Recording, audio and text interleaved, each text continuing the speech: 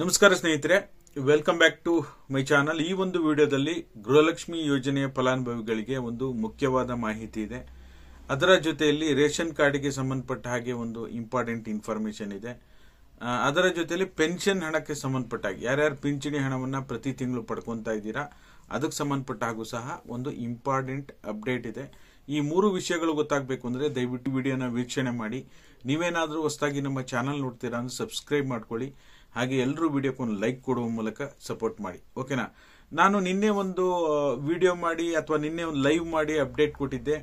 24 ಗಂಟೆಯಲ್ಲಿ ration card ಅನ್ನ ಒದಗಿಸುವಂತಹ ವ್ಯವಸ್ಥೆ ರಾಜ್ಯ ಸರ್ಕಾರ ಮಾಡ್ಕೋಬೇಕು ಅಂತ ಹೇಳಿ ಇದಕ್ಕೆ ಸಂಬಂಧಪಟ್ಟ ಹಾಗೆ ತೀರ್ಮಾನ ತೆಗೆದುಕೊಳ್ತಾ ಇದೆ ಅಂತ. ಯಾವಾಗ ಜಾರಿಗೆ ಬರುತ್ತೆ, ಯಾವಾಗಿಂದ 24 ಗಂಟೆಯಲ್ಲಿ ನಾವು ರೇಷನ್ ಕಾರ್ಡ್ ತಗೋಬಹುದು, ಅದರಲ್ಲೂ ಕೂಡ ಯಾರಿಗೆ ಅಂತ ನಿಮ್ಗೆ ಹೇಳಿದ್ದೆ ನಾನು. ಯಾರಿಗೆ ವೈದ್ಯಕೀಯ ಚಿಕಿತ್ಸೆಯ ಅವಶ್ಯಕತೆ ಇದೆ, ಯಾರಿಗೆ ಬಡ ಕುಟುಂಬದ ಮಹಿಳೆಯರಾಗಿರ್ಬೋದು, ಪುರುಷರಾಗಿರ್ಬೋದು, ಎಮರ್ಜೆನ್ಸಿ ಇದೆ ಅಂದ್ರೆ ಟ್ರೀಟ್ಮೆಂಟ್ ಎಮರ್ಜೆನ್ಸಿ ಇದೆ, ಅಂತವರಿಗೋಸ್ಕರ ಸರ್ಕಾರ ಕೇವಲ 24 ಗಂಟೆಯಲ್ಲಿ ರೇಷನ್ ಕಾರ್ಡ್ ಅನ್ನ ಮಾಡಿಸ್ಕೋಬಹುದು ಅಂತ ಹೇಳಿತ್ತು. ಅದಕ್ಕೆ ಸಂಬಂಧಪಟ್ಟಾಗ ಸೆಪ್ಟೆಂಬರ್ ಇಂದಾನೇ ನಾವು ಜಾರಿ ತರ್ತೀವಿ ಅಂತ ಹೇಳಿ ಆಹಾರ ಇಲಾಖೆ ಸಚಿವರಾಗಿರ್ತಕ್ಕಂಥ KH ಮುನಿಯಪ್ಪ ಅವರು ತಿಳಿಸಿದ್ದಾರೆ. ಓಕೆನಾ? ಇನ್ನ ಗೃಹಲಕ್ಷ್ಮಿ 21ನೇ ಕಂತಿಗೆ ಸಂಬಂಧಪಟ್ಟ ಹಾಗೆ ಎಷ್ಟು ಜನರಿಗೆ ಬಂದಿದೆ, ಏನಾಯ್ತು ಸರ್, ನಮ್ಗಿನ್ನೂ ಹಣ ಜಮಾ ಆಗಿಲ್ಲ, ನೀವು ಆದ್ರೆ ಅದಕ್ಕೆ ಸಂಬಂಧಪಟ್ಟ ಹಾಗೆ ಡೀಟೇಲ್ ಹೇಳಿ ಅಂತ ಹೇಳಿ ಕೇಳ್ತಾ ಇದ್ರಿ. ನೀವು ಸ್ಕ್ರೀನ್ ಅಲ್ಲಿ ನೋಡ್ತಾ ಇರಬಹುದು. ಇವತ್ತು ಬೆಳಗ್ಗೆ ನಾನು ಕಮ್ಯುನಿಟಿ ಪೋಸ್ಟ್ ಹಾಕಿದ್ದೆ. 75% ಜನರಿಗೆ ಈಗಾಗಲೇ ಗೃಹಲಕ್ಷ್ಮಿ 21ನೇ ಕಂತಿನ ಹಣ ಜಮಾ ಆಗಿದೆ. ಇನ್ನೂ ಕೂಡ 25% ಜನರಿಗೆ ಹಣ ಜಮಾ ಆಗೋದು ಬಾಕಿ ಇದೆ. ಖಂಡಿತವಾಗ್ಲೂ 25% ಜನ ಅಂದ್ರೆ ಆಲ್ಮೋಸ್ಟ್ 25ರಿಂದ 30 ಲಕ್ಷ ಜನರಿಗೆ ಇನ್ನೂ ಕೂಡ ಗೃಹಲಕ್ಷ್ಮಿ 21ನೇ ಕಂತು ಬಿಡುಗಡೆ ಆಗೋದು ಬಾಕಿ ಇದೆ. ಈಗ ಕೊಡಗು ಇರ್ಬೋದು, ಹಾಸನ ಇರ್ಬೋದು, ಮೈಸೂರು ಜಿಲ್ಲೆ ಏನು ಕೊನೆ 3ನೇ ಹಂತದಲ್ಲಿ ಬಿಡುಗಡೆ ಆಯಿತು, ಆ ಜಿಲ್ಲೆಯವರು ಸಾಕಷ್ಟು ಜನರಿಗೆ ಇನ್ನೂ ಕೂಡ ಹಣ ಜಮಾ ಆಗೋದು ಬಾಕಿ ಇದೆ. ದಯವಿಟ್ಟು ತಾಳ್ಮೆಯಿಂದ ವೇಟ್ ಮಾಡಿ. ಹಾಗೆ ನಿಮ್ಗೆ ಹಣ ಜಮಾ ಆಗಿದೆಯೋ ಇಲ್ಲೋ ತಪ್ಪದೆ ಎಲ್ಲರೂ ಕೂಡ ಕಮೆಂಟ್ ಮಾಡಿ. ಇನ್ನೊಂದು ಮಾಹಿತಿ ಏನಪ್ಪಾ ಅಂದ್ರೆ, ಗೃಹಲಕ್ಷ್ಮಿ ಯೋಜನೆಗೆ ಸಂಬಂಧಪಟ್ಟ ಹಾಗೆ 2 ಲಕ್ಷ ಮಹಿಳೆಯರಿಗೆ ಸಿಗ್ತಾ ಇಲ್ಲ ಗೃಹಲಕ್ಷ್ಮಿ ಯೋಜನೆ ಹಣ ಅಂತ ಹೇಳಿ ಈಗ ಆಲ್ರೆಡಿ ಮಾಧ್ಯಮಗಳಲ್ಲಿ ಬರ್ತಾ ಇದೆ. ಯಾವ 2 ಲಕ್ಷ ಮಹಿಳೆಯರಿಗೆ ಸಿಗ್ತಾ ಇಲ್ಲ, ಇದ್ರ ಬಗ್ಗೆ ಏನು ಅಪ್ಡೇಟ್ ಇದೆ ಅಂತ ತಿಳಿಸೋದಾದ್ರೆ, ಈಗ ಯಾರು ಇನ್ಕಮ್ ಟ್ಯಾಕ್ಸ್ ಮತ್ತೆ GST ಪೇಯರ್ ಇದ್ದಾರೆ ಅಂತಹ ಫಲಾನುಭವಿಗಳು ಈಗ ಆಲ್ರೆಡಿ 2 ಲಕ್ಷ ಮಹಿಳೆಯರು ಇದ್ದಾರಂತೆ. ಅಂದ್ರೆ ಅರ್ಜಿ ಹಾಕಿ ಈಗಾಗಲೇ ಹಣ ಪಡ್ಕೊಂಡಿರೋರು. ಅವನ್ನ ಈಗ ಮಹಿಳಾ ಮತ್ತು ಮಕ್ಕಳ ಅಭಿವೃದ್ಧಿ ಇಲಾಖೆ ಅಧಿಕಾರಿಗಳಿಂದ ಬಂದಿರತಕ್ಕಂತ ಮಾಹಿತಿ ಪ್ರಕಾರ ಈಗ ಫಲಾನುಭವಿಗಳ ಪಟ್ಟಿಯಿಂದ ಹೊರಗಡೆ ಇಟ್ಟು ಅಂತ ಅರ್ಜಿಗಳನ್ನ ರಿಜೆಕ್ಟ್ ಮಾಡ್ತೀವಿ ಅಂತ ಹೇಳಿ ಮಾಹಿತಿಯನ್ನು ಕೊಟ್ಟಿದ್ದಾರೆ. ಯಾರು ಆರ್ಥಿಕವಾಗಿ ಸಬಲರಿದ್ದಾರೆ, ಯಾರು ಇನ್ಕಮ್ ಟ್ಯಾಕ್ಸ್ ಪೇಯರ್ ಆಗಿದ್ದಾರೆ ಅಂತವ್ರನ್ನ ಮಾತ್ರ ಹೊರಗಿಡ್ತೀವಿ ಅಂತ ಹೇಳಿದ್ದಾರೆ. ಬಟ್ ಆದ್ರೆ ಯಾರು ಬಡವರಿದ್ದೀರಾ, ಯಾರು ಇನ್ಕಮ್ ಟ್ಯಾಕ್ಸ್ ಪೇ ಮಾಡ್ತಾ ಇಲ್ಲ, ಯಾರು GST ಪೇ ಮಾಡ್ತಾ ಇಲ್ಲ ಅಂದ್ರೆ ನೀವು ಖಂಡಿತವಾಗ್ಲೂ ವರಿ ಮಾಡುವಂತ ಅವಶ್ಯಕತೆ ಇಲ್ಲ. ಓಕೆನಾ? ಸರ್ಕಾರಕ್ಕೆ ಮನವಿ ಏನಪ್ಪಾ ಅಂದ್ರೆ, ಬಹಳ ಮುಖ್ಯವಾದ ಮನವಿ ಸರ್ಕಾರಕ್ಕೆ ಏನಪ್ಪಾ ಅಂದ್ರೆ, ಇನ್ಕಮ್ ಟ್ಯಾಕ್ಸ್ GST ಪೇ ಮಾಡ್ತಾ ಇರೋರ್ನ ನೀವು ಅಲ್ಲಿ ಫಲಾನುಭವಿಗಳ ಪಟ್ಟಿಯಿಂದ ಹೊರಗೆ ತೆಗೆಯುವ ಬರದಲ್ಲಿ ನಿಜವಾಗ್ಲೂ ಅರ್ಹತೆ ಇರುವಂತಹ ವ್ಯಕ್ತಿಗಳನ್ನ ನೀವು ಇನ್ಕಮ್ ಟ್ಯಾಕ್ಸ್ GST ಅಂತ ಸೇರಿಸಿದ್ರೆ ತಪ್ಪಾಗತ್ತೆ. ಕಳೆದ ಬಾರಿ ಕೂಡ ಇದೇ ರೀತಿ ಆಗಿತ್ತು. ಇನ್ನೂ ಕೂಡ ಅವರಿಗೆ ಹಣ ಜಮಾ ಆಗಿಲ್ಲ. ಅಂತವರ ಅರ್ಜಿಗಳನ್ನ ಪರಿಶೀಲನೆ ಮಾಡಿ ರಿಜೆಕ್ಟ್ ಮಾಡೋದಕ್ಕಿಂತ ಮೊದಲು 2 ಸರಿ ಪರಿಶೀಲನೆ ಮಾಡಿ ಮಾಡೋದು ಉತ್ತಮ ಅನ್ನೋದು ನನ್ನ ಅಭಿಪ್ರಾಯ. ನಿಮ್ಗೆ ಅನ್ಸುತ್ತೆ ಕಮೆಂಟ್ ಮಾಡೋ ಮೂಲಕ ತಿಳಿಸಿ.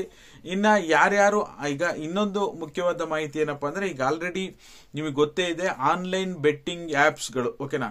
ಯಾರ್ಯಾರು ಆನ್ಲೈನ್ ರಮ್ಮಿ ಆಗಿರ್ಬೋದು ಅಥವಾ ಆನ್ಲೈನ್ ನಲ್ಲಿ ರಿಯಲ್ ಮನಿನ ಕಟ್ಟಿ ಅಂದ್ರೆ ನಿಜವಾದ ಹಣವನ್ನ ಹಾಕಿ ಗ್ಯಾಮ್ಲಿಂಗ್ ಅನ್ನ ಆಟ ಆಡ್ತಾ ಇದ್ರು, ಅದು ಲಕ್ ಬೇಸ್ಡ್ ಆಗಿರ್ಬೋದು ಅಥವಾ ಚಾಯ್ಸ್ ಬೇಸ್ಡ್ ಆಗಿರ್ಬೋದು. ಈ ರೀತಿ ಆನ್ಲೈನ್ ರಮ್ಮಿ ಆಗಿರ್ಬೋದು, ಯಾವುದೇ ಆನ್ಲೈನ್ ಗೇಮ್ಗಳನ್ನ ಈಗ ಕೇಂದ್ರ ಸರ್ಕಾರ ಬ್ಯಾನ್ ಮಾಡ್ತಾ ಇದೆ. ಇದು ಒಂದು ಒಳ್ಳೆ ಬೆಳವಣಿಗೆ. ಯಾರೆಲ್ಲ ಈಗ ಆ ಒಂದು ಬೆಟ್ಟಿಂಗ್ ಆನ್ಲೈನ್ ರಮ್ಮಿ ಅಥವಾ ಆನ್ಲೈನ್ ಗೇಮ್ಗಳನ್ನ ಆಡಿ ಅದರಿಂದ ಸಾವಿರಾರು ರೂಪಾಯಿ ಕಳ್ಕೊಂಡವರು ಸಾಕಷ್ಟು ಜನ ಇದ್ದಾರೆ, ಲಕ್ಷಾಂತರ ರೂಪಾಯಿ ಕಳ್ಕೊಂಡವರು ಸಾಕಷ್ಟು ಜನ ಇದ್ದಾರೆ.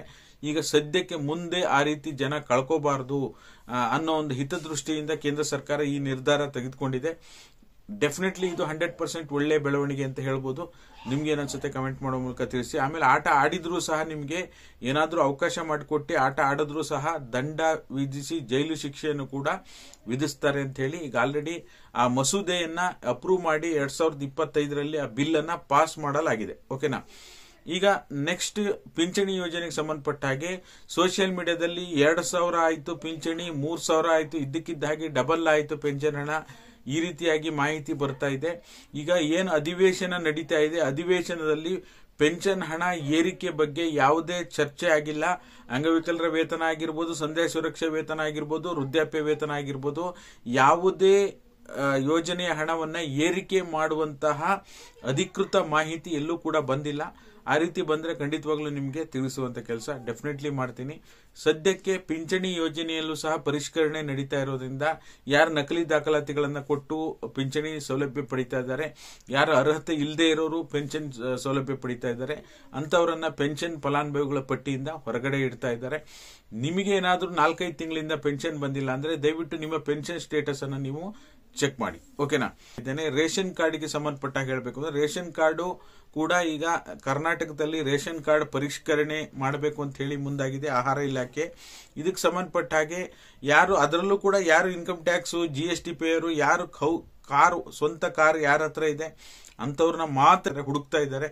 ಸ್ವಂತ ಕಾರನ್ನ ಯಾರು ಹೊಂದಿದ್ದಾರೆ, ಯಾರು ಇನ್ಕಮ್ ಟ್ಯಾಕ್ಸ್ ಪೇಯರ್ ಮಾಡ್ತಾ ಇದ್ದಾರೆ, ಯಾರು GST ಪೇ ಮಾಡ್ತಾ ಇದ್ದಾರೆ, ಯಾರು ಆರ್ಥಿಕವಾಗಿ ಸದೃಢವಾಗಿದ್ದಾರೆ ಅಂತವರ ರೇಷನ್ ಕಾರ್ಡ್ ಅನ್ನ BPL ಇಂದ APL ಕನ್ವರ್ಟ್ ಮಾಡ್ತೀವಿ.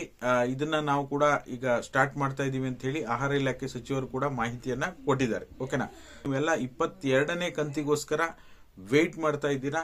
22ನೇ ಕಂತು ನೋಡೋಣ, ಇನ್ನೊಂದು ವಾರದಲ್ಲಿ ಬಿಡುಗಡೆ ಆಗುತ್ತೆ ಅಂತ ಹೇಳಿ ಸಚಿವೆ ಲಕ್ಷ್ಮೀ ಹೆಬ್ಬಾಳ್ಕರ್ ಮೇಡಮ್ ಕಡೆಯಿಂದ ಮಾಹಿತಿ ಬಂದಿದೆ.